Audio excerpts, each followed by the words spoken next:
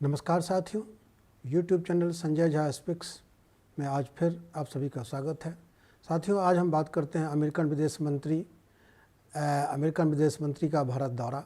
और इस दौरे के दौरान उन्होंने चीन को लेकर के जो कुछ भी कहा, और चीन को लेकर जो कुछ कहा उससे ज़्यादा तिब्बती धर्मगुरु दलाई लामा के जो यहाँ अधिकृत अनुवादक हैं उनसे अमेरिकन विदेश मंत्री की मुलाकात, और उस मुलाकात से जो एक आत्मसंतोष और खुशी की लहर भारत में दौड़ी थी, उस खुशी को, उस आत्मसंतोष को,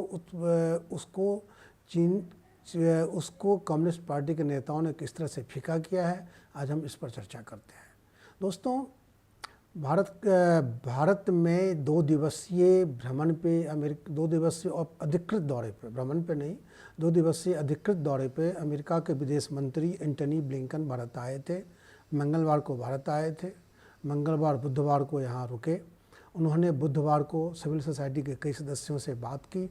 उसमें सबसे महत्वपूर्ण नाम है भारत में शरणार्थी के रूप में रह रहे तिब्बतन धर्मगुरु दलाई लामा के जो अधिकृत अनुवादक हैं, और जो सिर्फ अनुवादक ही नहीं है, तिब्बती बौद्ध गुरु बेन गेसे दोरजी की बात मैं कर रहा हूँ। ये जो है दिल्ली में जो बौद्ध सेंटर है उसके हेड भी हैं, और दलाई लामा के अधिकृत अनुवादक भी हैं। ये दोरजी साहब, दोरजी दामुल इनका नाम है, वेंसेन दोरजी दामुल। बुधवार की सुबह जो सिविल सोसाइटी के सदस्यों से इन्होंने एंटनी ब्लिंकन ने जो मुलाकात की नई दिल्ली में, उसमें एक हमारे दोरजी साहब भी थे। अब दोरजी साहब के साथ अमेरिकन विदेश मंत्री का मिलना अपने आप में बहुत ही महत्वपूर्ण घटना है। ये महत्वपूर्ण घटना इसलिए है कि 2016 में जब दलाई लामा अमेरिका गए थे और अमेरिका में उन्होंने तत्कालीन अमेरिकी राष्ट्रपति बराक ओबामा से मुलाकात की थी, तो चीन ने इस पर बहुत कड़ी प्रतिक्रिया दी थी। चीन को ये बात बिल्कुल नागवार लगती है कि भारत में निर्वासित रूप से रह रहे तिब्बत के किसी नेता से दुनिया का कोई भी नेता मिले, और अगर तिब्बत पे चीन का स्टैंड हमेशा से रहा है, वो तिब्बत को अपना अंग मानता रहा है। और 1959 में जब उन्होंने तिब्बत ने चढ़ाई करके तिब्बत को अपने देश में मिला लिया था, उसके बाद तो उसको लग रहा है कि तिब्बत पर और किसी को कुछ बोलने का अधिकार है ही नहीं। इसी क्रम में इस घटनाक्रम को हमें देखना चाहिए। मौजूदा समय में अमेरिका और चीन मानवाधिकार समेत प्रशांत महासागर में उपस्थिति को लेकर के, शक्ति संतुलन को लेकर के अमेरिका चीन के बीच मनमुटाव है। उसके साथ ताइवान पर अमेरिका के स्टैंड को लेकर चीन नाराज़ है। दक्षिण कोरिया के साथ अमेरिका के संबंधों को लेकर चीन नाराज़ है। उसके साथ चीन उन सभी मुद्दों पर अमेरिका से नाराज़ है जो चीन के हितों के खिलाफ जाता है। अमेरिका किसी न किसी रूप में उसके पक्ष में है। बहरहाल, अमेरिका चीन के अपने मुद्दे हैं और भारत और चीन के अपने मुद्दे हैं। भारत के मुद्दे तो शुरुआत तो दलाई लामा के साथ ही हुई थी, लेकिन फ़िलहाल जो जम्मू कश्मीर से लेकर के अरुणाचल प्रदेश तक जो चीन का और साथ साथ तिब्बत का जो एरिया है, उस एरिया में जो डिस्प्यूट है, खास करके डोकलाम और फिर गावलांग। अगर हम लद्दाख की बात करें तो गावलांग, और फिर इधर भूटान की बात करें तो डोकलाम। इन दोनों पर में ये जो अभी तात्कालिक रूप से वर्तमान में विवाद मौजूद है। इसके बीच अमेरिकी राष्ट्रपति ने दलाई लामा के अधिकृत प्रतिनिधि से जो मुलाकात की, इसका मतलब ये है कि अमेरिका तिब्बत पर चीन के स्टैंड को नहीं मानता है। अमेरिका इस बात से कतई इत्तेफाक नहीं रखता कि चीन तिब्बत को अपना माने और तिब्बत की समस्याओं को अपनी निजी समस्या माने। इस परिप्रेक्ष्य में इसको देखना चाहिए। और ये बात अभी इसलिए भी महत्वपूर्ण है कि इसी महीने अमेरिकी संसद में अमेरिकी कांग्रेस में एक रिपब्लिकन सांसद ने एक बिल दिया है, निजी बिल है, जिसमें कहा गया है कि उस प्रस्ताव में यह कहा गया है कि अमेरिका तिब्बत को चीन से अलग एक स्वतंत्र देश का दर्जा दे। ये प्रस्ताव अंडर कंसिडरेशन है अमेरिकी कांग्रेस में। अमेरिकी कांग्रेस का मतलब है जैसे भारत में संसद है, पार्लियामेंट है, वैसे ही अमेरिकी पार्लियामेंट को अमेरिकी कांग्रेस कहा जाता है। वहाँ ये प्रस्ताव है और उस प्रस्ताव पे विचाराधीन है। तो एक तरफ चीन के खिलाफ वो प्रस्ताव है जिसमें रिपब्लिकन सांसद का कहना है कि जो बाइडेन प्रशासन, अमेरिका का जो बाइडेन प्रशासन तिब्बत को अलग देश का दर्जा दे। और इस कड़ी में इस एक महीना भी नहीं हुआ कि अमेरिका के विदेश मंत्री भारत आए और उन्होंने तिब्बत के धर्मगुरु से बात की। और इसको थोड़ा सा और पीछे हम चलते हैं, करीब 6 जुलाई की बात है। दलाई लामा जी का जो जन्म दिवस था उस पर हमारे प्रधानमंत्री नरेंद्र मोदी साहब ने उनको जन्म दिवस की बधाई भी दी, दलाई लामा साहब को बधाई भी दी, और बधाई के साथ साथ उन्होंने इसको अपने अधिकृत हैंडल से इसको ट्वीट भी किया। दलाई लामा को बधाई देने संबंधी जो पोस्ट है उनको उन्होंने ट्वीट करके भी लोगों को बताया।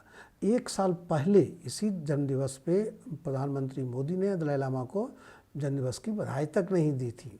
इसलिए बधाई नहीं दी थी कि उसमें डोकलाम का विवाद था, गलवान का विवाद था। लेकिन 1 साल में प्रधानमंत्री मोदी जी को भी लग गया है कि चीन कहीं ना कहीं हमसे विश्वासघात कर रहा है, इसलिए वो भी अब चीन के खिलाफ खुलेआम आने लगे हैं। इसका मतलब यही है, अंदरूनी मोदी साहब क्या मान रहे हैं, प्रधानमंत्री जी क्या समझ रहे हैं, मुझे नहीं पता, लेकिन ऐसा लग रहा है कि धीरे धीरे प्रधानमंत्री जी हमारे मोदी जी खुलकर चीन के खिलाफ में आने लगे हैं। इसलिए उन्होंने एक तरफ दलाई लामा को इस बार बर्थडे विश किया जो पिछली बार नहीं किया था। उसके बाद जब अमेरिका के विदेश मंत्री यहाँ आए तो उन्होंने इस बात को कहने की इजाज़त दी कि अमेरिका के विदेश मंत्री चाहें तो दलाई लामा के प्रतिनिधि से मिल सकते हैं। अब इस पूरे प्रतिपक्ष पे जाहिर है कि चीन को ज़बरदस्त निराशा हुई होगी, ज़बरदस्त गुस्सा आया होगा, और कहीं ना कहीं हमने चीन पे इस मामले में कूटनीतिक बढ़त ले ली। दोस्तों, इस बढ़त को, ये बढ़त हमारी बहुत बड़ी कूटनीतिक बढ़त थी, लेकिन इस बढ़त को उससे पहले ही, हालांकि वो अब आया है क्षण के सामने, हमारे कम्युनिस्ट पार्टी के नेताओं ने मिट्टी में मिला दिया, पानी, उस पर पानी फेर, कहते हैं ना पानी फेर किए दिए पर पानी फेरना, उस पर पानी फेर दिया। दरअसल चीनी communist party CPC, communist party of China, अपना 100वां स्थापना दिवस मना रहा है। 1 जुलाई 1921 में कम्युनिस्ट पार्टी ऑफ चाइना की स्थापना हुई थी और 1 जुलाई से वो अपना स्थापना दिवस मना रहा है। तो इस क्रम में कल उसका समापन था। मंगलवार को चीन के दूतावास में, भारत के नई दिल्ली स्थित चीनी दूतावास में उसको लेकर के एक पार्टी का आयोजन हुआ।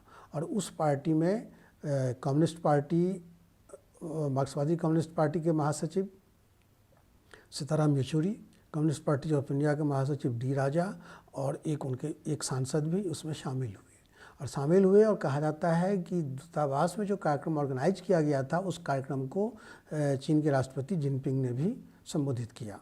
अब ये संबोधित किया या नहीं किया इसको लेकर के बिल्कुल मुतमईन होकर नहीं कहा जा सकता, लेकिन अगर ANI के न्यूज़ से माने तो ये लोग उसमें भाग लिए मंगलवार को और इन्होंने चीन को स्थापना दिवस पर विश किया।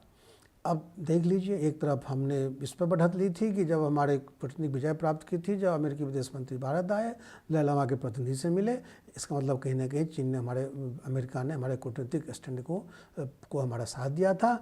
और इधर जो है हमारे अपने ही देश के कुछ नेता जो हैं चीन को उनकी कम्युनिस्ट पार्टी की स्थापना दिवस पर बधाई दे रहे हैं और उसके जश्न में शामिल हो रहे हैं। तो दोस्तों, कुल मिलाकर के जो बढ़त हमारी थी उसको फिलहाल ऐसा लगता है कि चीनी हमारे देश के कम्युनिस्ट पार्टी के नेताओं ने पानी फेर दिया है।